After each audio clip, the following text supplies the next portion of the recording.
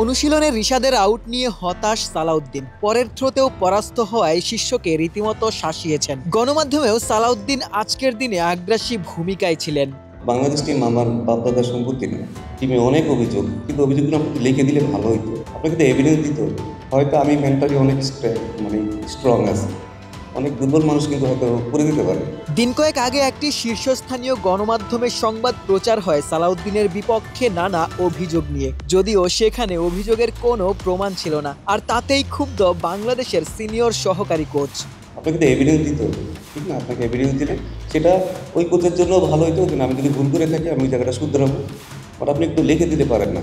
আজকে বলেন 27-28 বছর কোচিং করার পরে যদি কেউ যদি বলে যে আমি কী জন্য বলছে, আপনারা যেমন বলেন যে টিমে অনেক অভিযোগ, কিন্তু অভিযোগগুলো আপনি লিখে দিলে ভালো হইতো। গেল চ্যাম্পিয়ন্স ট্রফির আগে বাংলাদেশ দলের সহকারী কোচের দায়িত্ব নেন ঘরোয়া ক্রিকেটের অন্যতম সফলতম কোচ। তবে দায়িত্ব গ্রহণের পর থেকেই ভরাডুবি টাইগার দলের। এতে সমালোচনা মাথা পেতে নেন সালাউদ্দিন, তবে নিজের সততার পক্ষেও কথা বলেন। বাট আমি জানি আমি আমার জায়গায় 100% অনেস্ট কিনা।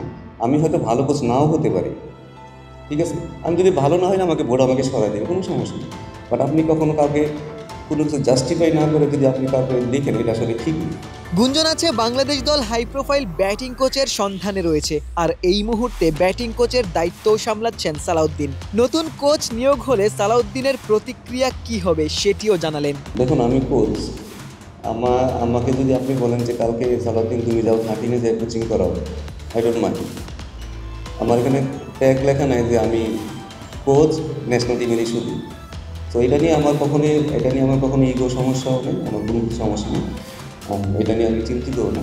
আর কেউ আসলে, কেউ যদি ভালো কেউ আসে, যে যদি টিমের জন্য যদি ভালো হয়, দেখুন এই বাংলাদেশ টিম আমার বাপদাদার সম্পত্তি না, ঠিক আছে? এটা হচ্ছে যে যদি ভালো না করি, এখানে সমালোচনা হবে। এটা আমাকে স্বাভাবিক মেনে নিতেই হবে। ভালো করলে সবাই বাহাবা দিবে। বাট আমি কি টিমের জন্য আমার 100% দিচ্ছি কিনা, আমি কি আমার জায়গায় অনেস্ট কিনা, সেটা আমার কাছে মুখ্য বিষয়। শুরুতে যেমনটা দেখেছেন, ক্রিকেটারদের সেরাটা নিংড়ে দিতে সালাউদ্দিন নিজেও সর্বোচ্চ চেষ্টা করেন। দলের প্রতিটি ক্রিকেটারের সাথে আলাদাভাবে কাজ করেন। অভিযোগ নয়, শিষ্যরাও গুরু সালাউদ্দিনকে পছন্দ করেন।